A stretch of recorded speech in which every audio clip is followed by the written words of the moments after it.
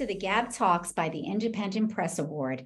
I'm your hostess, Gabby Olzak. Today, we will be chatting with Judy Kelly, author of The Attractiveness of Wisdom, winner of the 2022 Independent Press Award and the New York City Big Book Award for Religion Fiction. Judy's previous fiction works, Blessing and Curses, and That Ever Died So Young, were recipients of national and international awards. Judy teaches fiction writing at Frederick Community College and Montgomery College, along with speech and English classes. A long-distance bicyclist and runner, Judy resides in Maryland, where she loves to play piano, read, and write.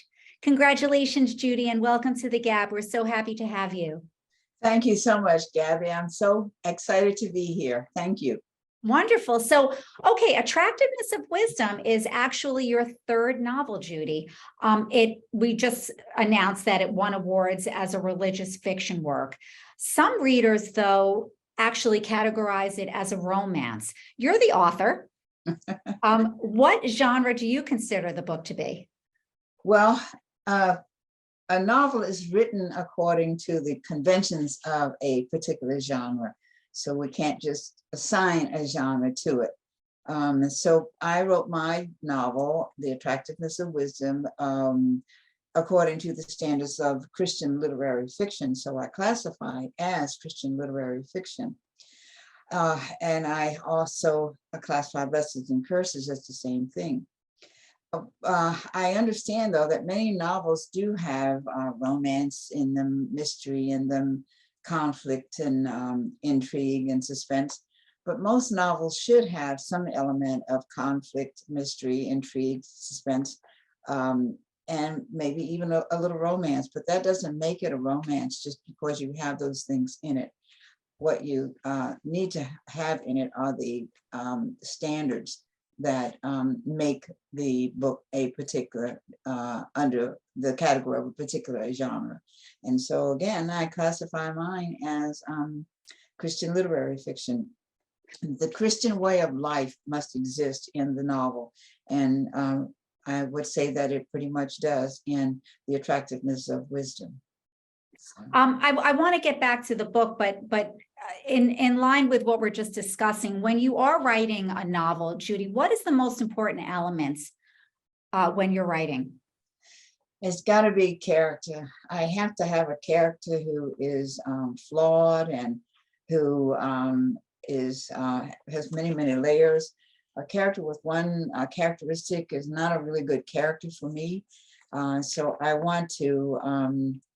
I want characters to be like people, like someone like you and I are talking. I want my readers to feel that character, to understand that character, to get to know that character, to can replace that character with some of their circumstances, and so have a relationship and a great understanding with the character.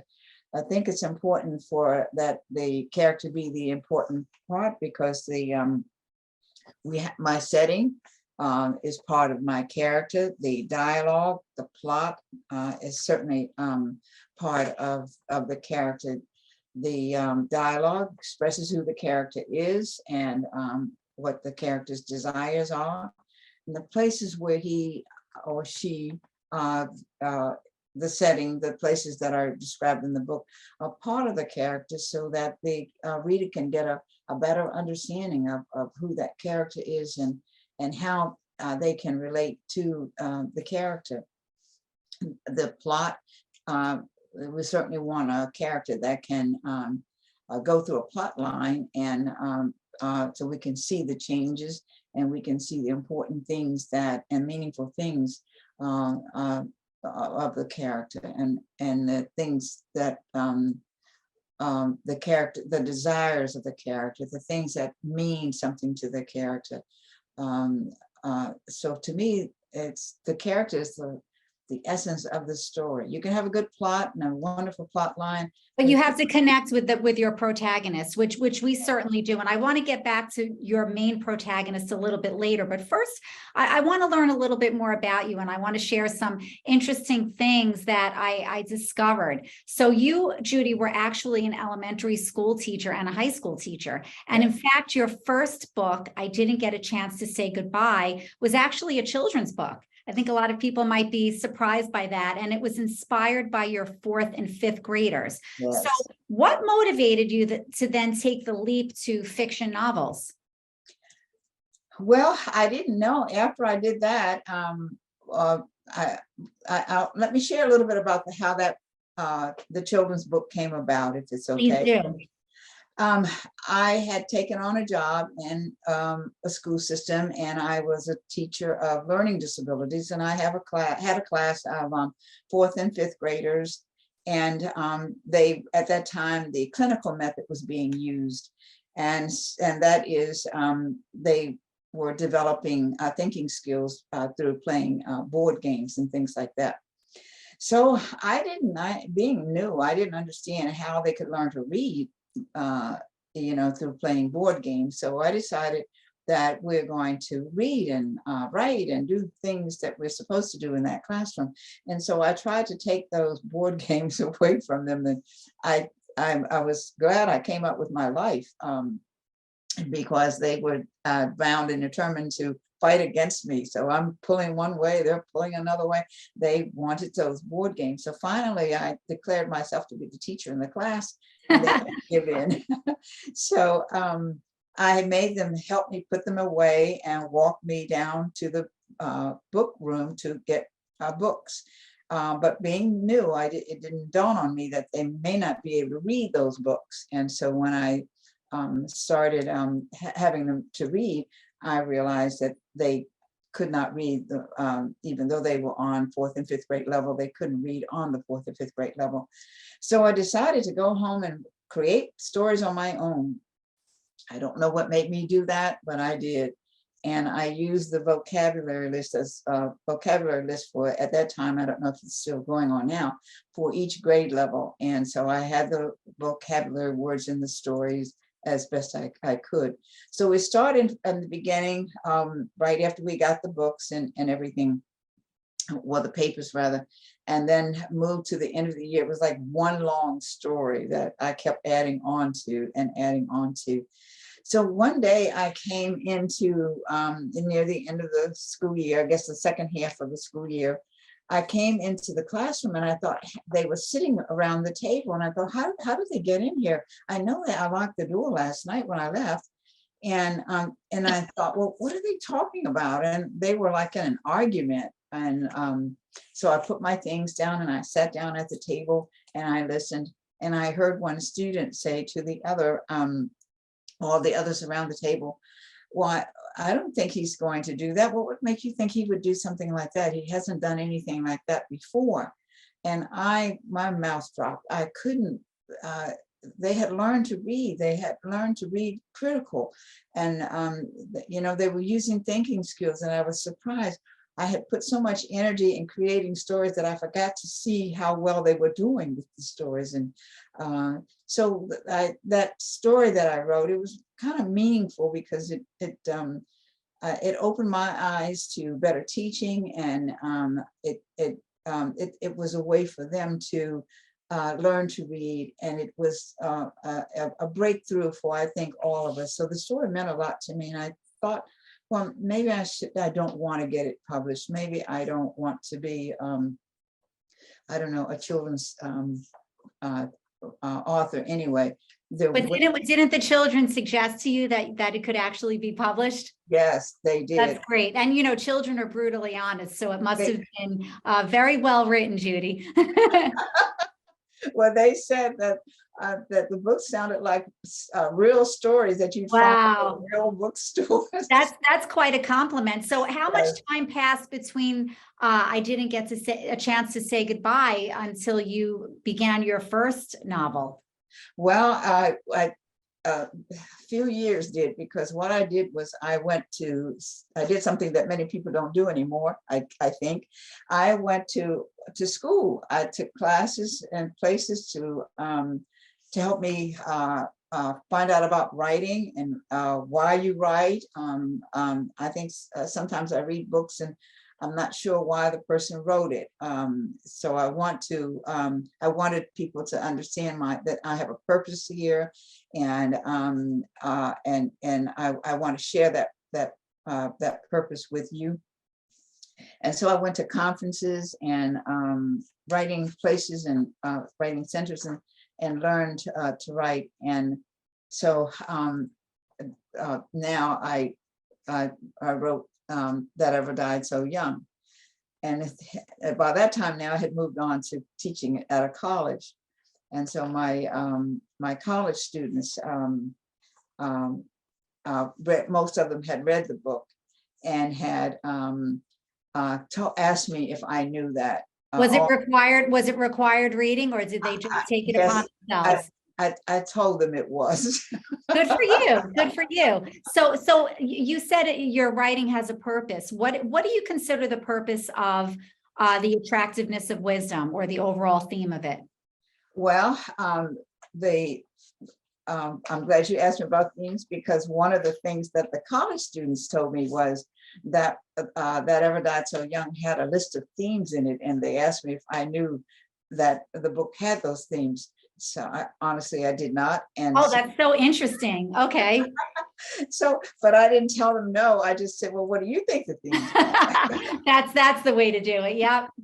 And they came up with a list of 15 things. Wow. So in honor of them today, I have my list of themes. Oh my goodness. Well, how about we narrow it down a little bit, and you tell us what, as the author, what is the most critical theme, the most important theme for the attractiveness of wisdom? Well, I don't have quite 15.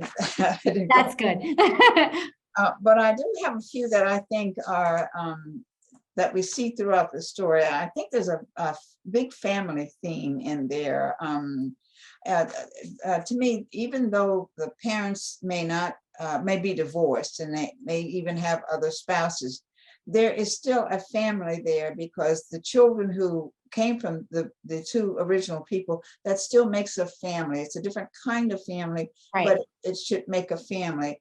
And I see very often that people get upset, or, my spouse did this to me, so I'm going to get even with them. And the children have to suffer all of that and see all of that going on. And I don't think it's fair to them, because that leads them down a different road than they may have chosen for themselves earlier, had they not had to go through the mom and dad fighting like that. And I think in my novel, I wanted people to see the relationship between these two people who are no longer together, that there is still a family there. And we see Hamilton trying to keep that.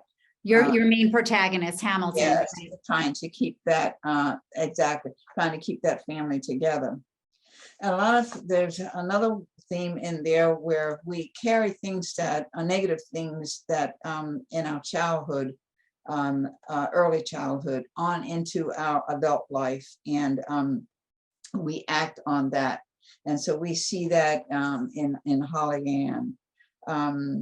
The one that I for myself, if I don't like who I am the one to make the change. And so we saw that in Hamilton, who made a change in himself and love others no matter who they are. And we saw that in Marilyn and Emma in the story. And love one another and take care of each other. That's what I do. That's something that I strongly believe in. I felt that was a main theme also in the attractiveness of wisdom. And in fact, Hamilton, your main protagonist, he has, I don't know, I saw three really significant relationships. Yes, which relationship, and that is a big theme in the book, is relationships. Which ones do you consider, Judy, to be the most important relationship in the book, and why?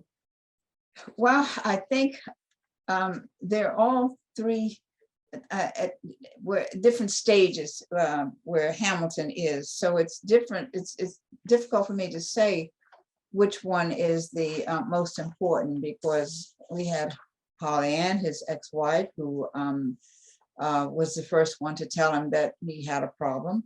And then we had Marilyn to come in, and he looked at her and he saw that that wasn't the kind of style of life he wanted to have. And then he saw Franny, who needed his help. And so he gave her his help. And usually when we help someone else, we're helping ourselves in the process. And in the end, we saw Emma. So, and at the end of his change, then this was the reward. But the reward didn't turn out for him to be the kind of reward he wanted. But it was a reward, because then he can move on to his next stage in life with that. So it with each of the women characters, he grew a little, and he made a change. So they were all equally important in different stages in his life. Yeah. So you spoke earlier, Judy, about the importance of the character development and how it's important for them to be real people. And I agree with that. I think that's what makes your story so compelling. Hamilton, your main protagonist, why do you think he's so relatable? And what do you think that we can learn from him? I think because he's flawed. We're all flawed if we're good Christians, and we understand that. We all know that we have flaws, and we are forever trying to correct those flaws to become better people. I kind of patterned him after me because years ago I had a problem with self-esteem. I didn't feel that I was a worthy person, and I had no value. And so I went about trying to improve myself, to see my value, to love myself, because I realized that if I didn't love myself, no one else would love me. People see who you, the way you treat yourself, and they treat you that same way. Yes. So I didn't quite like what I was getting back, and I don't know what I expected, but I wasn't getting back what I wanted. So I made some changes in my life, and so Hamilton is it comes from that change that I made. And at first I was when I had my notes, it's like a step-by-step process, and I kept thinking, no, I don't really want to put the step-by-step process in the novel like that. I want it to come across as a story. So it was a little difficult for me to manage that. But I think that that when they see him on the page, they have a feeling that that he can be like they can be like he is.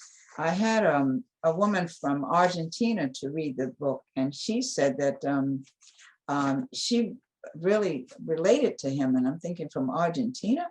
And yes, because he stirred up some memories in her early youth, and so she related to him in that way. So I think we see him trying. We see him also as a family man. I think that I wanted that to be a strong theme in the book, and I wanted people to see that he's a loving father. He cares so much for his children, and so I think people see that about him. And then he's a professional, and so with all of the problems that he's had, he pushed forward, and he made something of himself. He didn't seem to get along very well with his father in particular, but that didn't stop him from having a life of his own. He and giving that to his children, and keeping in contact with his children all the time. I think that reading the book, you see all of that in the man. And I think to myself, well, you can't help but love him. Even I love him. I'm the one who wrote it. So no, that is true. He definitely is relatable as well as likable. So Judy, I understand that you're certified in Christian healing. Yes. What influence does that have on your writing and character development? Well, Hamilton is a good example. In my prior story, the same thing. Healing is physical healing, emotional and mental healing. So I decided years ago, before I got into Christian healing, though, that I didn't want to be the kind of person I was. But Christian healing is that changing, helping a person change from something that they don't like about themselves into making them something more, Which is exactly what Hamilton did. Yes, yes. What he strives to do. Yeah. Let me ask you another question about the book. What is the significance, or does the Attractiveness of Wisdom, the title, have any symbolic meaning? Well, in the Bible, wisdom is a lady. She's described as a she or her. So she's a female. So Hamilton's change came from his interactions with these three women. And so one made him see his problems, the other helped him make a change, and the other one saw through another one what he didn't want to be. So these women just helped him go from one place in his life to another place in his life. And even where the story ends in one place, but that does not mean that he doesn't have more work to do. So don't we all? We always have work to do. Yes, yes. That's definitely something that could be learned from the book. So out of the 3 novels that you've penned, which one was your favorite to write, Judy?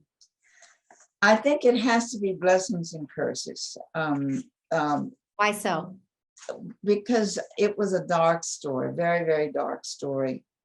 And it came from, I guess I'm glad I teach, because this came from my high school students. Oh, wow. Your students have really inspired you through the years. That's wonderful. I've been very close to my students, yeah. I had a group of students who were from different countries, and they were made to feel like they didn't belong here and they were no good, and just a lot of negative. And so my main character, who was a woman, embodied all of the things that these students were told.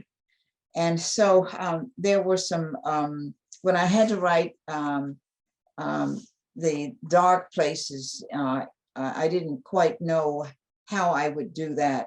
I didn't, I had not been into anything that bad myself. And so I thought about them. I thought about all of the things that they said, all of the hatred they expressed, all of the discontent, all of the ugliness that they felt. And I wrote the things that were really, really bad. I wrote it from with them in my head. And so when I read it over again, because I didn't think I could do it, when I read it over again, I gave it to my writing group. When I gave them the first version, they said, no, we can't take this. You have to do better. So that's when I sat down to keep the students in my head and keep listening to what they were saying as I was writing. And so when I took it back to my group, they thought, this is great. You've done it. Wow. And I read it again myself, and I thought, I don't know how people can carry this kind of ugliness, and what do we expect from people when we pour this much ugliness out on them? Do we expect them to be good people through all of that? It's very difficult for people to do. So I thought I had a new respect for my students, and that they were staying in high school, and I spent a lot of time beating it into their heads that they were going not only finish high school, but they're going to go on to college as well. So, have you heard from any of those students? Did they in fact go on to college? Many of them, we're Facebook friends. Not only have they gone to college, but they've done really wonderful jobs, have gotten really wonderful jobs in the process. A couple now own their own companies, and one of my students, I think, is a millionaire by now. Oh, my goodness. Yeah. Lucky him or her. That's great. So Judy, can our listeners expect another novel in the near future? Yes, I've started one, but I've had to stop. It's time to grade paper sometimes. And You're busy. Yeah. um, I don't. I'm not sure if I want what I have so far to be the novel. So I'm going to make some changes in it. I don't know when it's going to come out, but I think in the next couple of weeks I'll start it again and see what comes of it. I So don't want to spoil anything, but I think I read something about it. There's something quite unique about the book that you're working on. What is it? I don't know. I think I read, you said that it had a little bit of all of the elements of the past 3 books that you've written. Oh, yes, the characters, yes, are all going to come back. Oh, that's interesting. That's always fun. It's Yeah. not a sequel though, is that right? No, it's not going to be a sequel, but all the characters in the last 2 books are going to, actually all 3 books are going to come together in this 4th book. See, that's really interesting, and that's very unique, and I'm sure that your readers will look forward to seeing that. So you have to grade those papers and get working on that. Yes, I will. And you'll let us know. So Judy, finally, how can our listeners find out more about your work? So I'm on www.judycar.com, www.judycar.com. That's my website. I used to call it my blog, but I made it a website now. Good. Excellent. And can our listeners purchase your books through that as well? Yes, through there, and go on and read some of the blogs that I have. I think they're very interesting too, and see what you think, and they can leave me messages. I would enjoy that. Oh, we all certainly will. Well, Judy, thank you so much for joining us today. It was so interesting speaking with you, and we're looking forward to your next book. Thank you so much. Thank you so much, Gabby, for having me. It's been my pleasure. Thank you. So next podcast, listeners, we will speak with Michael Dow, author of Nurse Florence, I'm Having Trouble Sleeping. This is Gabby Olzak of the GAB Talks. Until next time, keep on reading.